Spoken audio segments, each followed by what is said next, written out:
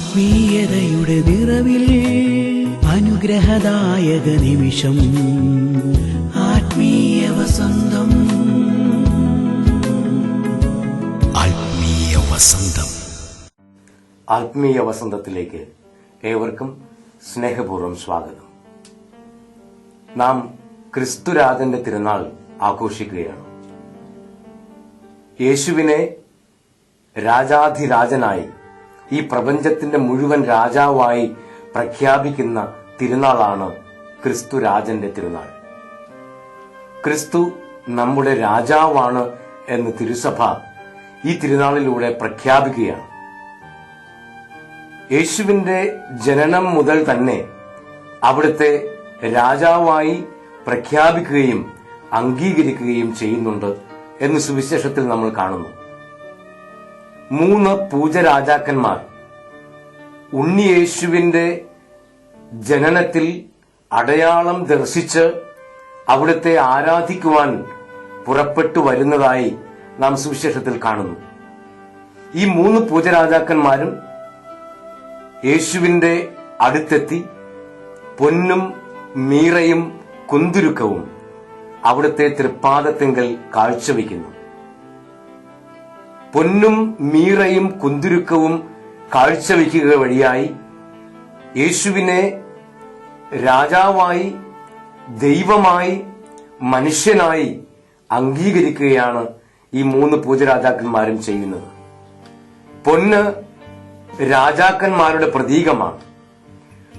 പൊന്ന് കാഴ്ചവെക്കുക വഴിയായി നീ ഈ പ്രപഞ്ചത്തിന്റെ മുഴുവൻ രാജാവാണ് എന്ന് ഉണ്ണിയേശുവിനെ ഈ 3 പൂജരാജാക്കന്മാരും ഈ പ്രപഞ്ചത്തിലെ സകല മനുഷ്യർക്കും വേണ്ടി പ്രഖ്യാപിക്കുകയായിരുന്നു. അങ്ങനെ ജനനം മുതൽ തന്നെ രാജാവായി അംഗീകരിക്കപ്പെടുകയാണ് യേശു. യേശു തന്നെ തന്റെ വചനത്തിൽ തന്നെക്കുറിച്ച് സംസാരിക്കുമ്പോൾ രാജാവായി ചിത്രീകരിക്കുന്നുണ്ട്. അവിടുന്ന് അന്ത്യവിധിയുടെ ഉപമ പറയുമ്പോൾ പറയുന്നത് ഇപ്രകാരമാണ്: അനന്തരം രാജാവ് തന്റെ വലതുവശത്തുള്ളവരോട് അരുളി ചെയ്യും, എന്റെ പിതാവിനാൽ അനുഗ്രഹിക്കപ്പെട്ടവരെ വരുവിൻ, ലോകാരംഭം മുതൽ നിങ്ങൾക്കായി ഒരുക്കിയിരിക്കുന്ന സ്വർഗരാജ്യം കരസ്ഥമാക്കുവിൻ. രാജാവായി അവിടുന്ന് എഴുന്നള്ളും. അന്ത്യവിധിയുടെ സമയത്ത് രാജാധിരാജനായി അവിടുന്ന് എഴുന്നള്ളും. രാജാവായി അവിടുന്ന് ലോകത്തെ മുഴുവൻ വിധിക്കും എന്നാണ് ഈ ഉപമയിൽ ഈശോ തന്നെക്കുറിച്ച് തന്നെ പറയുക. പിന്നീട് യോഹന്നാന്റെ സുവിശേഷത്തിൽ യേശുവിന്റെ അന്ത്യനിമിഷങ്ങളെക്കുറിച്ച് നാം വായിക്കുമ്പോൾ പീലാത്തോസിന്റെ അരമനയിൽ വെച്ചാണ് തന്നെ രാജാവായി അവിടുന്ന് പ്രഖ്യാപിക്കുന്നത്. പീലാത്തോസ് യേശുവിനോട് ചോദിച്ചു, നീ രാജാവാണോ? അപ്പോൾ യേശു പറഞ്ഞു, നീ തന്നെ അത് പറഞ്ഞു കഴിഞ്ഞു. എന്നാൽ എന്റെ രാജ്യം ഈ ലോകത്തല്ല, ഐഹികമല്ല. എന്റെ രാജ്യം സ്വർഗീയമായ, ആത്മീയമായ രാജ്യമാണ്. വളരെ വ്യക്തമായി ക്രിസ്തുരാജൻ ആരാണ് എന്ന് അവിടുന്ന് ഇവിടെ പ്രഖ്യാപിക്കുകയാണ്, വിശദീകരിക്കുകയാണ്. ക്രിസ്തുരാജൻ ഭൗതികമായ അർത്ഥത്തിലുള്ള രാജാവല്ല, ഈ ലോകത്തിന്റെ അർത്ഥത്തിലുള്ള രാജാവല്ല. അവിടുന്ന് ആത്മീയമായ രാജാവാണ്. അവിടുന്ന് ഹൃദയങ്ങളുടെ രാജാവാണ്. അതുകൊണ്ട് തന്നെ നമ്മുടെ ആത്മാവിനെ, നമ്മുടെ ഹൃദയത്തെ അവിടത്തേക്ക് സമർപ്പിക്കുവാൻ, നാം നമ്മുടെ ജീവിതം വഴിയായി ക്രിസ്തുരാജന്റെ നല്ല പ്രജകളായി ജീവിക്കുവാൻ അവിടുന്ന് നമ്മെ ആഹ്വാനം ചെയ്യുകയാണ്. ടാഗോറിന്റെ ഗീതാഞ്ജലിയിലെ വളരെ മനോഹരമായ ഒരു കവിതയുടെ ആശയം ഇപ്രകാരമാണ്: ഗ്രാമത്തിലെങ്ങും ഇരുൾ പരന്നു, സന്ധ്യയായി, ഞങ്ങളുടെ ജോലിയെല്ലാം തീർന്നു കഴിഞ്ഞു. ഇന്നിനി ഇങ്ങോട്ട് ആരും വരില്ല എന്ന് ഞങ്ങൾ മനസ്സിൽ കരുതി. പക്ഷെ ആരോ വിളിച്ചു പറഞ്ഞു, മഹാരാജാവ് ഇന്നിങ്ങോട്ട് എഴുന്നള്ളുന്നുണ്ട്. ഏയ്, ഇന്നിനി ഇങ്ങോട്ട് ആരും വരില്ല. ഞങ്ങൾ വാതിലുകളെല്ലാം അടച്ചു. രാത്രിയായി. പെട്ടെന്ന് വാതിലിൽ ആരോ മുട്ടുന്ന ശബ്ദം ഞങ്ങളൊക്കെ കേട്ടതാണ്. കാറ്റായിരിക്കാം. ചിരിച്ചുകൊണ്ട് ഞങ്ങൾ ദീപങ്ങളെല്ലാം അണച്ചു. സമയം അർദ്ധരാത്രിയോടടുത്തു. പെട്ടെന്നതാ ഭൂമി കുലുങ്ങുന്നത് പോലെ ഒരു ശബ്ദം. മഹാരാജാവിന്റെ തേരച്ചയാണത്. തേരച്ചയൊന്നുമല്ല, മേഘങ്ങളുടെ ഗർജനമാണത്. ഉറക്കപ്പിച്ചിൽ ഞങ്ങൾ മറുപടി പറഞ്ഞു. സമയം അർദ്ധരാത്രി കഴിഞ്ഞു. പെട്ടെന്നതാ പെരുമ്പറ മുഴങ്ങുന്നു, കാഹളധ്വനിയും കേൾക്കുന്നു. എല്ലാവരും ഉണരുക, മഹാരാജാവിത എഴുന്നള്ളുന്നു. ഞങ്ങൾ പേടിച്ച് നെഞ്ചിൽ കൈവച്ചു പോയി. എന്താണ് ഇനി ചെയ്യുക? വിളക്കെവിടെ? കൊടിതോരണങ്ങൾ എവിടെ?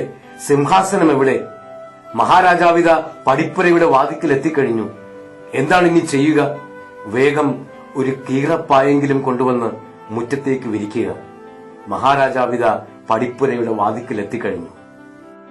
ടാഗോറിന്റെ ഈ കവിതയുടെ സാരം, നാം ഓരോരുത്തരും മഹാരാജാവിനെ സ്വീകരിക്കാൻ കാത്തിരിക്കണം എന്നാണ്. മഹാരാജാവിന്റെ വരവും കാത്ത് ജാഗരൂകതയോടുകൂടെ ഇരിക്കേണ്ടവരാണ് നമ്മൾ. എന്താണ് ഈ കാത്തിരിപ്പിന്റെ അർത്ഥം? മഹാരാജാവായ ക്രിസ്തുവിനെ കാത്തിരിക്കുന്നവർ അവിടുത്തെ വചനം അനുസരിച്ച് ജീവിക്കണം, ആ വചനം പാലിച്ചു വേണം ജീവിക്കാൻ എന്ന് ക്രിസ്തു നമ്മളെ പഠിപ്പിക്കുന്നുണ്ട്. ദൂരെ പോയ യജമാനന്റെ വരവും കാത്തിരിക്കുന്ന വേലക്കാരെ പോലെ, ഭൃത്യന്മാരെ പോലെ ആയിരിക്കണം നിങ്ങൾ എന്ന് യേശു പല ഊരു പറഞ്ഞിട്ടുള്ളതാണ്. ഈ യജമാനൻ ഏതു നേരത്ത് വന്നാലും, രാത്രിയുടെ ഏത് യാമത്തിൽ കടന്നു വന്നാലും യജമാനനെ സ്വീകരിക്കാൻ കാത്തിരിക്കുന്ന ഭൃത്യന്മാരെ പോലെ ആയിരിക്കണം. യജമാനൻ വരാൻ വൈകും എന്ന് വിചാരിച്ച് ലൗകികമായ സുഖങ്ങളിൽ മുഴുകി ഈ ലോകത്തിന്റെ പ്രലോഭനങ്ങളിൽ വീണ് ജീവിച്ചാൽ യജമാനൻ പൊടുന്നനവേ കടന്നുവരികയും നാം ശിക്ഷയ്ക്ക് വിധേയരായിത്തീരുകയും ചെയ്യുമെന്ന് അവിടുന്ന് മുന്നറിയിപ്പ് നൽകുന്നുണ്ട്. ക്രിസ്തുരാജന്റെ തിരുനാൾ നാം ആഘോഷിക്കുമ്പോൾ യേശുവാകുന്ന രാജാവിനെ സ്വീകരിക്കാൻ ഒരുങ്ങിയുള്ള ഒരു ഹൃദയം, യേശുവിനെ സ്വീകരിക്കാൻ ഒരുക്കമുള്ള ഒരു ജീവിതം, അതാണ് അവിടുന്ന് ആഗ്രഹിക്കുന്നത്. എന്തായിരിക്കണം യേശുവിനെ സ്വീകരിക്കാൻ ഒരുക്കമുള്ള ഒരു ജീവിതം?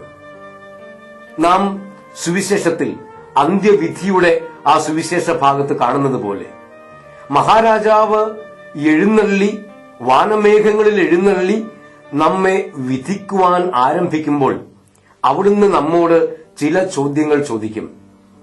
ആ ചോദ്യങ്ങൾ നമ്മുടെ ജീവിതത്തിന്റെ കണക്കായിരിക്കും. അവിടുന്ന് ചോദിക്കുവാൻ പോകുന്ന ചോദ്യം, എനിക്ക് വിശന്നു, നീ എനിക്ക് ഭക്ഷണം തന്നോ? എനിക്ക് ദാഹിച്ചു, നീ എനിക്ക് കുടിക്കാൻ തന്നോ? ഞാൻ നഗ്നനായിരുന്നു, നീ എന്നെ ഉടുപ്പിച്ചോ? ഞാൻ രോഗിയായിരുന്നു, നീ എന്നെ സന്ദർശിച്ചോ? ഞാൻ കാരാഗ്രഹത്തിലായിരുന്നു, നീ എന്നെ കാണാൻ വന്നോ? ഈ ചോദ്യങ്ങളായിരിക്കും പരസ്നേഹത്തെക്കുറിച്ച്, മറ്റുള്ളവരുമായുള്ള നമ്മുടെ സമൂഹത്തിലെ നമ്മുടെ സഹോദരങ്ങളുമായുള്ള ബന്ധം എപ്രകാരമായിരുന്നു എന്നായിരിക്കും രാജാവ് നമ്മോട് ചോദിക്കുക. കാരണം അവിടുന്ന് വളരെ വ്യക്തമായി പറയുന്നുണ്ട്, ഈ ചെറിയവരിൽ ഒരുവന് ഇത് നിങ്ങൾ ചെയ്തു കൊടുത്തപ്പോൾ എനിക്ക് തന്നെയാണ് ചെയ്തത്. അതായത് രാജാവിന്റെ ഇഷ്ടം നാം നിറവേറ്റുക എന്ന് വെച്ചാൽ ഈ ലോകത്തിൽ എല്ലാവരെയും സ്നേഹിക്കുക എന്നുള്ളതാണ്. രാജാവിന്റെ വിശ്വസ്ത പ്രജയായി ഞാൻ ജീവിക്കുക എന്ന് പറഞ്ഞാൽ അതിന്റെ അർത്ഥം ഞാൻ എന്റെ സഹോദരനെ സ്നേഹിക്കുക എന്നുള്ളതാണ്. എന്റെ സഹോദരനെ ഞാൻ സ്നേഹിക്കുമ്പോൾ രാജാവിന്റെ കൽപ്പന അനുസരിക്കുകയാണ്. യേശു, രാജാധിരാജനായ യേശു കൽപ്പിച്ചിട്ടുണ്ട്, ഇതാ ഒരു കൽപ്പന മാത്രമേ നിങ്ങൾക്ക് തരാൻ എനിക്കുള്ളൂ. അതിതാണ്, ഞാൻ നിങ്ങളെ സ്നേഹിച്ചതുപോലെ നിങ്ങളും പരസ്പരം സ്നേഹിക്കുവിൻ. അന്ത്യ അത്താഴ സമയത്ത് തന്റെ ശിഷ്യന്മാരോട് ഈശോ പറഞ്ഞ കൽപ്പനയാണത്. യേശു, രാജാവായ യേശു നമ്മെ സ്നേഹിച്ചതുപോലെ നമ്മൾ പരസ്പരം സ്നേഹിക്കണം എന്നാണ് അവിടുന്ന് കൽപ്പിച്ചിട്ടുള്ളത്. എങ്ങനെയാണ് രാജാവ് നമ്മെ സ്നേഹിച്ചത്? തന്റെ ജീവൻ ബലി കൊടുത്ത് രാജാവ് നമ്മെ സ്നേഹിക്കുകയാണ്. രാജാവ് തന്റെ ജീവൻ സമർപ്പിച്ചുകൊണ്ട് നമ്മെ സ്നേഹിക്കുകയാണ്. അപ്പോൾ തന്നെ തന്നെ സമർപ്പിക്കുന്ന, തന്റെ ജീവൻ ത്യജിക്കുന്ന സ്നേഹം, അതാണ് രാജാവിന്റെ സ്നേഹം. പ്രജകളായ നമ്മോട്, മക്കളായ നമ്മോട് ദൈവത്തിനുള്ള സ്നേഹം, രാജാതിരാജനായ ക്രിസ്തുവിനുള്ള സ്നേഹം ജീവൻ കൊടുക്കുന്ന സ്നേഹമാണ്, ജീവൻ സമർപ്പിക്കുന്ന സ്നേഹമാണ്. ആ സ്നേഹം നമ്മുടെ ജീവിതത്തിൽ നമ്മൾ പിൻചെല്ലണമെന്ന്, അനുകരിക്കണമെന്ന് രാജാവ് ആഗ്രഹിക്കുകയാണ്. അതിനാൽ പ്രിയ സഹോദരീ സഹോദരന്മാരെ, നമ്മുടെ കുടുംബങ്ങളിൽ, നമ്മുടെ സമൂഹത്തിൽ രാജാവായി യേശുവിനെ നാം അംഗീകരിക്കുന്നുണ്ടെങ്കിൽ, നമ്മുടെ ഹൃദയത്തിന്റെ രാജാവായി ക്രിസ്തുവിനെ നാം അംഗീകരിക്കുന്നുണ്ടെങ്കിൽ, നമ്മൾ പരസ്പരം സ്നേഹിക്കണം. യേശുവിന്റെ കൽപ്പന, സ്നേഹത്തിന്റെ കൽപ്പന അനുസരിച്ചുകൊണ്ട് രാജാവിനെ അനുസരിക്കുന്ന നല്ല പ്രജകളായി നമ്മൾ ജീവിക്കണം. അപ്പോൾ രാജാതിരാജനായ യേശുവിന്റെ കൽപ്പന ഇതാണ്: ഞാൻ നിങ്ങളെ സ്നേഹിച്ചതുപോലെ നിങ്ങളും പരസ്പരം സ്നേഹിക്കുവിൻ. ആത്മീയ വസന്തം, ആത്മീയ വസന്തം. പ്രിയപ്പെട്ടവരെ, ആരാണ് ക്രിസ്തുരാജനെന്നും ക്രിസ്തുരാജനോടുള്ള നമ്മുടെ ബന്ധം എന്താണെന്നും വിശുദ്ധ പൗലോസ്ലീഹ വളരെ മനോഹരമായി ബൈബിളിൽ നമ്മെ പഠിപ്പിക്കുന്നുണ്ട്. പൗലോസ്ലീഹ എഫേസോസുകാർക്ക് എഴുതിയ ലേഖനം 1-ാം അധ്യായം 21 മുതലുള്ള വാക്യങ്ങൾ ഇപ്രകാരമാണ്: ഈ യുഗത്തിലും വരാനിരിക്കുന്ന യുഗത്തിലും എല്ലാ ആധിപത്യങ്ങൾക്കും, അധികാരങ്ങൾക്കും, ശക്തികൾക്കും, പ്രഭുത്വങ്ങൾക്കും, അറിയപ്പെടുന്ന എല്ലാ നാമങ്ങൾക്കും ഉപരി അവനെ ഉപവിഷ്ടനാക്കി. അവിടുന്ന് എല്ലാ വസ്തുക്കളെയും അവന്റെ പാദങ്ങൾക്ക് കീഴിലാക്കുകയും എല്ലാറ്റിനും മുകളിൽ അവനെ സഭയ്ക്ക് തലവനായി നിയമിക്കുകയും ചെയ്തു. സഭ അവന്റെ ശരീരമാണ്, എല്ലാ വസ്തുക്കളിലും സകലവും പൂർത്തിയാക്കുന്ന അവന്റെ പൂർണ്ണതയുമാണ്. പൗലോസ്ലീഹ ഈ വചനങ്ങളിലൂടെ ആരാണ് ക്രിസ്തുരാജനെന്ന് നമ്മെ പഠിപ്പിക്കുന്നു. ദൈവം ഈ യുഗത്തിലും വരാനിരിക്കുന്ന യുഗത്തിലും എല്ലാ ആധിപത്യങ്ങൾക്കും, അധികാരങ്ങൾക്കും, ശക്തികൾക്കും, പ്രഭുത്വങ്ങൾക്കും, അറിയപ്പെടുന്ന എല്ലാ നാമങ്ങൾക്കും ഉപരിയായി ക്രിസ്തുവിനെ ഉപവിഷ്ടനാക്കിയിരിക്കുന്നു.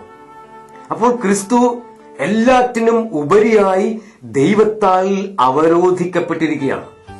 ക്രിസ്തു എല്ലാ ശക്തികൾക്കും മേലെ ദൈവപിതാവിനാൽ രാജാവായി പ്രതിഷ്ഠിക്കപ്പെട്ടിരിക്കുകയാണ്. ദൈവമാണ് ക്രിസ്തുവിനെ രാജാവായി അവരോധിച്ചിരിക്കുന്നത്. അതിനാൽ അവിടുന്ന് എല്ലാ വസ്തുക്കളെയും അവന്റെ പാദങ്ങൾക്ക് കീഴിലാക്കുകയും എല്ലാറ്റിനും മുകളിൽ അവനെ സഭയ്ക്ക് തലവനായി നിയമിക്കുകയും ചെയ്തു. അപ്പോൾ ഈ പ്രപഞ്ചത്തിലുള്ള സകലത്തിന്റെയും നാഥനായി ക്രിസ്തുവിനെ ദൈവപിതാവ് നിയമിച്ചിരിക്കുകയാണ്. എല്ലാറ്റിനും ഉപരിയായി എല്ലാ വസ്തുക്കളും, എല്ലാ ശക്തികളും അവന്റെ പാദങ്ങൾക്ക് കീഴിലാക്കിയിരിക്കുന്നു. ഇനി നാമും ക്രിസ്തുരാജനും തമ്മിലുള്ള ബന്ധം എങ്ങനെയാണ്? പൗലോസ്ലീഹ പറയുന്നു, സഭ അവന്റെ ശരീരമാണ്. സഭയിലെ അംഗങ്ങളായ നമ്മൾ എല്ലാവരും ക്രിസ്തുരാജന്റെ ശരീരമാണ്. ക്രിസ്തു ശിരസ്സാണ്. ശിരസ്സായ ക്രിസ്തുവിന്റെ ശരീരത്തിലെ അവയവങ്ങളാണ് നമ്മൾ. ക്രിസ്തുവാകുന്ന ആ ശിരസിന്റെ ശരീരത്തിലെ അംഗങ്ങളാണ് നമ്മൾ. അപ്പോൾ നമ്മൾ ക്രിസ്തുവിന്റെ ശരീരം തന്നെയാണ്. ശരീരവും ശിരസ്സും തമ്മിൽ വേർതിരിക്കുക സാധ്യമല്ല. ശരീരവും ശിരസ്സും തമ്മിൽ വേർതിരിക്കപ്പെടാൻ സാധ്യമല്ലാത്തതുപോലെ നാമും ക്രിസ്തുവും ഒന്നാണ്. ക്രിസ്തുവിന്റെ ശരീരമായി നാം ജീവിക്കണം എന്ന് പൗലോസ്ലീഹ നമ്മെ പഠിപ്പിക്കുകയാണ്. ആത്മീയ വസന്തം, ആത്മീയ വസന്തം. എഫേസോസുകാർക്ക് എഴുതിയ ലേഖനത്തിൽ തന്നെ 5-ാം അധ്യായം 1 മുതലുള്ള വാക്യങ്ങളിൽ എപ്രകാരമാണ് ക്രിസ്തുരാജന്റെ വിശ്വസ്ത പ്രജകളായി ക്രിസ്തുവാകുന്ന ആ ശിരസിന്റെ ശരീരത്തിലെ അംഗങ്ങളായി നമ്മൾ എങ്ങനെയാണ് ജീവിക്കേണ്ടതെന്ന് പൗലോസ്ലീഹ നമ്മെ പഠിപ്പിക്കുന്നുണ്ട്. പൗലോസ്ലീഹ പറയുന്നു, വത്സല മക്കളെ പോലെ നിങ്ങൾ ദൈവത്തെ അനുകരിക്കുന്നവരാകുവിൻ. നമ്മൾ ദൈവത്തെ അനുകരിക്കുന്നവരായിരിക്കണം, ക്രിസ്തുവിനെ അനുകരിക്കുന്നവരായിരിക്കണം. കാരണം നാം ക്രിസ്തുവിന്റെ ശരീരത്തിലെ അംഗങ്ങളാണ്, നാം ക്രിസ്തുവിന്റെ വിശ്വസ്തരായ പ്രജകളാണ്. അതുകൊണ്ട് നാം ക്രിസ്തുവിനെ അനുകരിക്കുന്നവരായിരിക്കുവിൻ. ക്രിസ്തു നിങ്ങളെ സ്നേഹിച്ചതുപോലെ നിങ്ങളും സ്നേഹത്തിൽ ജീവിക്കുവിൻ. അതാണ് ക്രിസ്തുവിനെ അനുകരിക്കുന്നവരായിരിക്കുവിൻ എന്നുള്ളതിന്റെ അർത്ഥം. ക്രിസ്തു നമ്മെ സ്നേഹിച്ചതുപോലെ നമ്മളും പരസ്പരം സ്നേഹിക്കണം. അവിടുന്ന് നമുക്ക് വേണ്ടി സുരഭില കാഴ്ചയും ബലിയുമായി തന്നെ തന്നെ ദൈവത്തിന് സമർപ്പിച്ചു. അപ്പോൾ എങ്ങനെയാണ് ക്രിസ്തു നമ്മെ സ്നേഹിച്ചത്? തന്നെ തന്നെ ഒരു കാഴ്ചയായി, ബലിയായി ദൈവത്തിന് സമർപ്പിച്ചുകൊണ്ട്, തന്റെ ജീവൻ നമ്മുടെ രക്ഷയ്ക്ക് വേണ്ടി സമർപ്പിച്ചുകൊണ്ട്, പ്രജകളായ നമ്മുടെ രക്ഷയ്ക്ക് വേണ്ടി രാജാവ് തന്റെ ജീവൻ സമർപ്പിച്ച് നമ്മെ സ്നേഹിച്ചു. അതുപോലെ നമ്മളും പരസ്പരം ജീവൻ പോലും ത്യജിക്കാൻ തയ്യാറുള്ള ഒരു സ്നേഹമാണ് വേണ്ടത് എന്ന് പൗലോസ്ലീഹ നമ്മെ പഠിപ്പിക്കുന്നു. നിങ്ങളുടെ ഇടയിൽ വ്യഭിചാരത്തിന്റെയും യാതൊരുവിധ അശുദ്ധിയുടെയും അത്യാഗ്രഹത്തിന്റെയും പേര് പോലും കേൾക്കരുത്. നമ്മുടെ അനുദിന ജീവിതത്തിൽ എങ്ങനെയൊക്കെയാണ് ഈ ക്രിസ്തുവിന്റെ കൽപ്പനയെ നമ്മൾ പ്രാവർത്തികമാക്കേണ്ടത് എന്ന് പൗലോസ്ലീഹ പഠിപ്പിക്കുകയാണ്. നിങ്ങളുടെ ഇടയിൽ വ്യഭിചാരത്തിന്റെയും യാതൊരുവിധ അശുദ്ധിയുടെയും അത്യാഗ്രഹത്തിന്റെയും പേരു പോലും കേൾക്കരുത്. അങ്ങനെ വിശുദ്ധർക്ക് യോഗ്യമായ രീതിയിൽ വർത്തിക്കുവിൻ. മ്ലേച്ഛതയും വ്യർത്ഥഭാഷണവും ചാബല്യവും നമുക്ക് യോജിച്ചതല്ല. പകരം കൃതജ്ഞതാ സ്തോത്രമാണ് ഉചിതം. വ്യഭിചാരിക്കും അശുദ്ധനും അത്യാഗ്രഹിക്കും വിഗ്രഹാരാധകനും ദൈവത്തിന്റെയും ക്രിസ്തുവിന്റെയും രാജ്യത്തിൽ അവകാശമില്ലെന്ന് നിങ്ങൾ അറിഞ്ഞുകൊള്ളുവിൻ. ദൈവത്തിന്റെ രാജ്യത്തിൽ, ക്രിസ്തുവിന്റെ രാജ്യത്തിൽ അവകാശമില്ലാത്തവരുടെ ഒരു ലിസ്റ്റ് പൗലോസ്ലീഹ നമുക്ക് നൽകുകയാണ്. വ്യഭിചാരിക്കും അശുദ്ധനും അത്യാഗ്രഹിക്കും വിഗ്രഹാരാധകനും ദൈവത്തിന്റെയും ക്രിസ്തുവിന്റെയും രാജ്യത്തിൽ അവകാശമില്ല എന്ന് നിങ്ങൾ അറിഞ്ഞുകൊള്ളുവിൻ. അതായത് പാപത്തിൽ മുഴുകി ജീവിക്കുന്നവന് ക്രിസ്തുരാജന്റെ രാജ്യത്തിൽ അവകാശമില്ല. നാം പരസ്പരം സ്നേഹിച്ചുകൊണ്ട് പരസ്പരം ബലിയർപ്പിക്കുവാൻ തയ്യാറുള്ള, പരസ്പരം ജീവൻ പോലും കൊടുക്കുവാൻ തയ്യാറുള്ള ക്രിസ്തുവിന്റെ ആ സ്നേഹത്തെ അനുകരിച്ചുകൊണ്ട് ജീവിക്കുമ്പോഴാണ് നമുക്ക് ക്രിസ്തുവിന്റെ രാജ്യത്തിൽ അവകാശമുണ്ടാവുക. അല്ലാതെ പാപം ചെയ്ത് ജീവിക്കുന്നവർക്ക് പിശാചിന്റെ രാജ്യത്തിനായിരിക്കും അവകാശം. പിശാചിന്റെ രാജ്യമായ നരകത്തിനായിരിക്കും അവന് അവകാശമുണ്ടാവുക. അതിനാൽ പൗലോസ്ലീഹ ദൈവവചനത്തിലൂടെ നമ്മെ പഠിപ്പിക്കുകയാണ്, പാപത്തെ ഉപേക്ഷിച്ച് ജീവിക്കുവിൻ. ആരും അർത്ഥശൂന്യമായ വാക്കുകൾ കൊണ്ട് നിങ്ങളെ വഞ്ചിക്കാതിരിക്കട്ടെ. ഇവ മൂലം അനുസരണമില്ലാത്ത മക്കളുടെ മേൽ ദൈവത്തിന്റെ ക്രോധം നിപതിക്കുന്നു. അതിനാൽ അവരുമായി സമ്പർക്കമരുത്. പ്രകാശത്തിന്റെ മക്കളെപ്പോലെ വർത്തിക്കുവിൻ. എഫെസോസുകാർക്ക് എഴുതിയ ലേഖനം 5-ാം അധ്യായം 9-ാം തിരുവചനം. പ്രകാശത്തിന്റെ മക്കളെപ്പോലെ വർത്തിക്കുവിൻ. അപ്പോൾ ക്രിസ്തുവിന്റെ പ്രജകളായ നമ്മൾ പ്രകാശത്തിന്റെ മക്കളായി ജീവിക്കണം. പ്രകാശത്തിന്റെ ഫലം സകല നന്മയിലും നീതിയിലും സത്യത്തിലുമാണ് പ്രത്യക്ഷപ്പെടുന്നത്. എത്ര മനോഹരമായിട്ടാണ് ക്രിസ്തു രാജ്യത്തിന്റെ ആ നീതിയെക്കുറിച്ച്, നിയമത്തെക്കുറിച്ച് പൗലോസ്ലീഹ നമ്മോട് പറയുക. ക്രിസ്തുവിന്റെ രാജ്യത്തിൽ പ്രകാശത്തിന്റെ മക്കളായി നമ്മൾ ജീവിക്കണം. പ്രകാശത്തിന്റെ ഫലം നമ്മൾ പുറപ്പെടുവിക്കണം. പ്രകാശത്തിന്റെ ഫലം സകല നന്മയിലും നീതിയിലും സത്യത്തിലുമാണ് പ്രത്യക്ഷപ്പെടുന്നത്. കർത്താവിന് പ്രസാദകരമായിട്ടുള്ളവ എന്തെന്ന് വിവേചിച്ചറിയുവിൻ. അപ്പോൾ ഒരു പ്രജ, വിശ്വസ്തനായ പ്രജ, ക്രിസ്തുരാജന് പ്രസാദകരമായിട്ടുള്ളത് എന്താണ് എന്ന് വിവേചിച്ചറിയണം. ക്രിസ്തുവിന്റെ ഇഷ്ടം എന്താണ് എന്ന് വിവേചിച്ചറിഞ്ഞു മനസ്സിലാക്കി അതനുസരിച്ച് ജീവിക്കുവാനായിട്ട് ക്രിസ്തുവിന്റെ രാജ്യത്തിലെ പ്രജയ്ക്ക് സാധിക്കണം.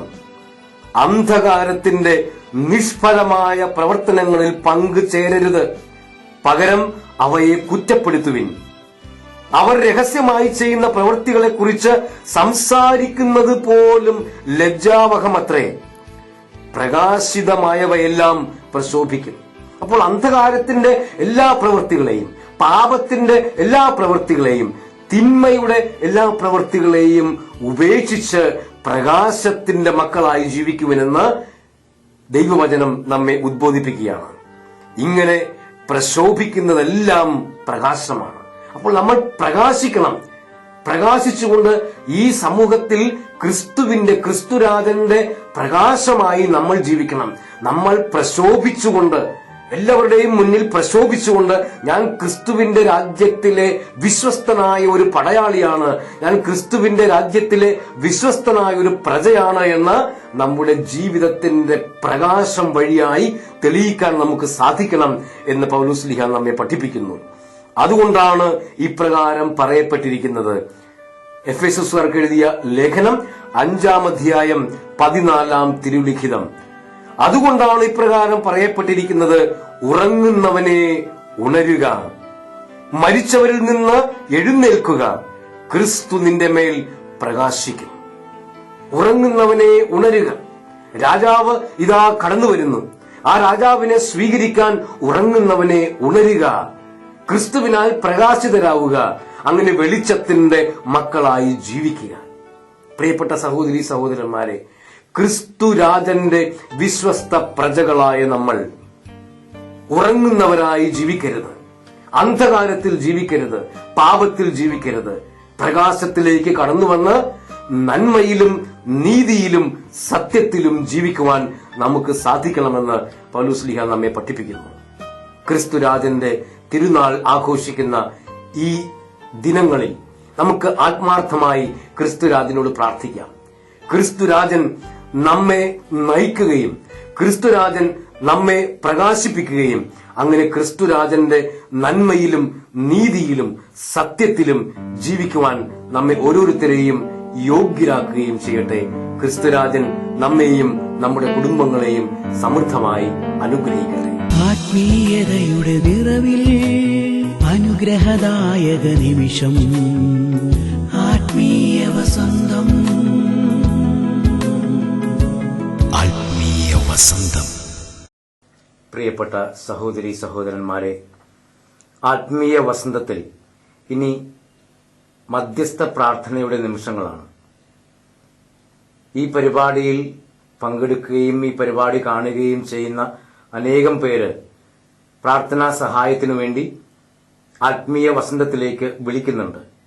അനേകം പേർക്ക് ദൈവ അനുഗ്രഹങ്ങളും രോഗസൗഖ്യവും ഒക്കെ ദൈവം പ്രദാനം ചെയ്തു.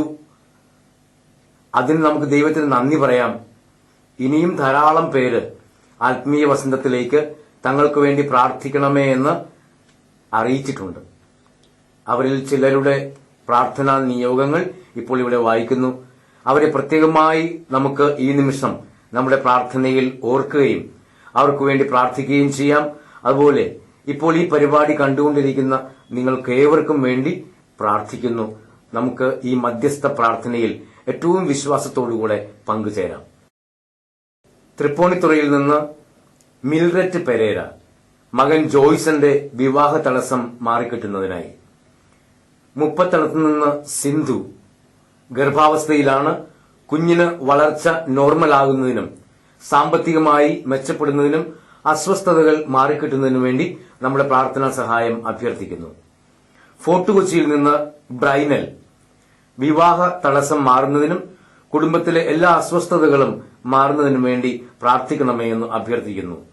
കണ്ണമാലിയിൽ നിന്ന് ഡയാന സന്താന സൌഭാഗ്യത്തിനു വേണ്ടി നമ്മുടെ പ്രാർത്ഥനാ സഹായം അഭ്യർത്ഥിക്കുന്നു. സൌദിയിൽ നിന്ന് ഹെൻറിറ്റ മകൻ വില്യമിന്റെ ഓസ്ട്രേലിയയിലെ ജോലിയുടെ തടസ്സങ്ങൾ മാറിക്കിട്ടുന്നതിനു വേണ്ടി പ്രാർത്ഥനാ സഹായം അഭ്യർത്ഥിക്കുന്നു. കൊച്ചിയിൽ നിന്ന് ധന്യ മകൻ ആരോണിന്റെ തലച്ചോറ് സംബന്ധമായ അസുഖം ഭേദമാകുന്നതിനു വേണ്ടി പ്രാർത്ഥിക്കണമേ എന്ന് അഭ്യർത്ഥിക്കുന്നു. മുത്തകുന്നത്ത് നിന്ന് സിന്ധു, അമ്മ കാർത്യായനി ഒരു വശം തളർന്നിരിക്കുന്നു, സൗഖ്യം ലഭിക്കുന്നതിനും ചേച്ചിയുടെ അസ്വസ്ഥതകൾ മാറുന്നതിനും നമ്മുടെ പ്രാർത്ഥനാ സഹായം അഭ്യർത്ഥിക്കുന്നു. ആലങ്ങാട് നിന്ന് മിൽഡ, മകളുടെ വിവാഹ തടസ്സങ്ങൾ മാറുന്നതിനും സാമ്പത്തികമായി മെച്ചപ്പെടുന്നതിനും അസുഖങ്ങൾ ഭേദമാകുന്നതിനും പ്രാർത്ഥിക്കണമേ എന്ന് അഭ്യർത്ഥിക്കുന്നു. ആലുവയിൽ നിന്ന് ബിജി, ഒരു ഭവനം ലഭിക്കുന്നതിനു വേണ്ടി നമ്മുടെ പ്രാർത്ഥനാ സഹായം അഭ്യർത്ഥിച്ചിരിക്കുന്നു. എരമല്ലൂരിൽ നിന്ന് സ്മിത, ഭർത്താവ് സന്തോഷിനു വേണ്ടി പ്രാർത്ഥിക്കണമേ എന്ന് അഭ്യർത്ഥിക്കുന്നു. കണ്ണമാലിയിൽ നിന്ന് സേവ്യർ, വീടും സ്ഥലവും വിൽപ്പന നടക്കുന്നതിനു വേണ്ടി പ്രാർത്ഥിക്കുവാൻ നമ്മോട് അഭ്യർത്ഥിച്ചിരിക്കുന്നു. കണ്ടക്കടവിൽ നിന്ന് മരിയ, മകൻ ഹെർവിന്റെ ഗൾഫിലെ ജോലിയിലെ തടസ്സങ്ങൾ മാറിക്കിട്ടുവാൻ വേണ്ടി പ്രാർത്ഥനാ സഹായം അഭ്യർത്ഥിക്കുന്നു. ചമ്മനാട് നിന്ന് അശ്വതി, ഭർത്താവ് ലെനീഷുമൊത്ത് നല്ലൊരു കുടുംബജീവിതം നയിക്കുവാൻ സാധിക്കുന്നതിനു വേണ്ടി പ്രാർത്ഥിക്കണമേ എന്ന് അഭ്യർത്ഥിക്കുന്നു. കളമശ്ശേരിയിൽ നിന്ന് സുജ, 16 വർഷമായി ഒരു ഭവനമില്ലാതെ കഴിയുന്നു, ഒരു വീട് ലഭിക്കുന്നതിനു വേണ്ടി പ്രാർത്ഥനാ സഹായം അഭ്യർത്ഥിച്ചിരിക്കുന്നു. പള്ളുരുത്തിയിൽ നിന്ന് ജെസ്സി, കടബാധ്യതകൾ മാറുന്നതിനു വേണ്ടി പ്രാർത്ഥനാ സഹായം അഭ്യർത്ഥിക്കുന്നു. പള്ളുരുത്തിയിൽ നിന്ന് തന്നെ മിനി, അസുഖങ്ങൾ ഭേദമാകുന്നതിനു വേണ്ടി പ്രാർത്ഥനാ സഹായം അഭ്യർത്ഥിക്കുന്നു. ആലുവയിൽ നിന്ന് നികിത, വിവാഹം മംഗളകരമായി നടക്കുന്നതിന് നമ്മുടെ പ്രാർത്ഥനാ സഹായം അഭ്യർത്ഥിക്കുന്നു. പറവൂരിൽ നിന്ന് ജോർജ് കുട്ടി അൽഫോൻസ ദമ്പതികൾ, സന്താന സൌഭാഗ്യത്തിനു വേണ്ടി പ്രാർത്ഥനാ സഹായം അഭ്യർത്ഥിച്ചിരിക്കുന്നു. നസ്രത്തിൽ നിന്ന് ലിസി, ഭർത്താവ് ജോയിക്ക് വേണ്ടിയും കുടുംബ സമാധാനം ലഭിക്കുന്നതിനു വേണ്ടിയും കടബാധ്യതകൾ മാറിക്കിട്ടുന്നതിനു വേണ്ടിയും പ്രാർത്ഥനാ സഹായം അഭ്യർത്ഥിച്ചിരിക്കുന്നു. എരമല്ലൂരിൽ നിന്ന് ജെസ്സി, കുടുംബ സമാധാനത്തിനു വേണ്ടിയും വീട് വിൽപ്പന നടക്കുന്നതിനു വേണ്ടിയും പ്രാർത്ഥനാ സഹായം അഭ്യർത്ഥിക്കുന്നു. പള്ളുരുത്തിയിൽ നിന്ന് ജൂഡി, മകളുടെ വിവാഹം മംഗളകരമായി നടക്കുന്നതിന് പ്രാർത്ഥിക്കണമേ എന്ന് അഭ്യർത്ഥിക്കുന്നു. ഫോർട്ട് കൊച്ചിയിൽ നിന്ന് ജയശ്രീ, അമ്മ സരസുവിന്റെ ക്യാൻസർ അസുഖം ഭേദമാകുന്നതിനും വേദനകൾ മാറിക്കിട്ടുന്നതിനും വേണ്ടി പ്രാർത്ഥനാ സഹായം അഭ്യർത്ഥിക്കുന്നു. എറണാകുളത്ത് നിന്ന് ശ്രീലക്ഷ്മി, ഭർത്താവിന് പൂർണ്ണ സൗഖ്യം ലഭിക്കുന്നതിനും നഷ്ടപ്പെട്ട പണം തിരികെ ലഭിക്കുന്നതിനും വേണ്ടി നമ്മുടെ പ്രാർത്ഥനാ സഹായം അഭ്യർത്ഥിക്കുന്നു. ബീച്ച് റോഡിൽ നിന്ന് ജാനറ്റ്, ഭർത്താവ് ആന്റണിക്ക് വേണ്ടിയും കുടുംബ സമാധാനത്തിനു വേണ്ടിയും പ്രാർത്ഥനാ സഹായം അഭ്യർത്ഥിക്കുന്നു. പള്ളുരുത്തിയിൽ നിന്ന് മഞ്ജു, കടബാധ്യതകൾ മാറിക്കിട്ടുന്നതിനു വേണ്ടി പ്രാർത്ഥനാ സഹായം അഭ്യർത്ഥിച്ചിരിക്കുന്നു. പെരുമ്പടപ്പിൽ നിന്ന് ആനി, മകൻ നീലിന്റെ ജോലി തടസ്സങ്ങൾ മാറിക്കിട്ടുന്നതിനു വേണ്ടി പ്രാർത്ഥനാ സഹായം അഭ്യർത്ഥിച്ചിരിക്കുന്നു. ഇതുപോലെ നിരവധി സഹോദരങ്ങൾ നമ്മുടെ പ്രാർത്ഥനാ സഹായം ആഗ്രഹിക്കുന്നു. അവർക്ക് വേണ്ടിയും ഈ പരിപാടി കാണുന്ന എല്ലാവർക്കും വേണ്ടിയും നമുക്ക് പരിശുദ്ധ അമ്മയുടെ മാധ്യസ്ഥം യാചിച്ചുകൊണ്ട് ദൈവത്തോട് പ്രാർത്ഥിക്കാം. നന്മ നിറഞ്ഞ മറിയമേ സ്വസ്തി, കർത്താവ് അങ്ങയോടുകൂടെ സ്ത്രീകളിൽ അങ്ങ് അനുഗ്രഹിക്കപ്പെട്ടവളാകുന്നു. അങ്ങയുടെ ഉദരത്തിൻ ഫലമായി ഈശോ അനുഗ്രഹിക്കപ്പെട്ടവനാകുന്നു. പരിശുദ്ധ മറിയമേ, തമ്പുരാന്റെ അമ്മേ, പാപികളായ ഞങ്ങൾക്ക് വേണ്ടി ഇപ്പോഴും ഞങ്ങളുടെ മരണസമയത്തും തമ്പുരാനോട് അപേക്ഷിക്കണമേ. ആമേൻ. ആത്മീയതയുടെ നിറവിൽ അനുഗ്രഹദായക നിമിഷം, ആത്മീയ വസന്തം. ആത്മീയ വസന്തം.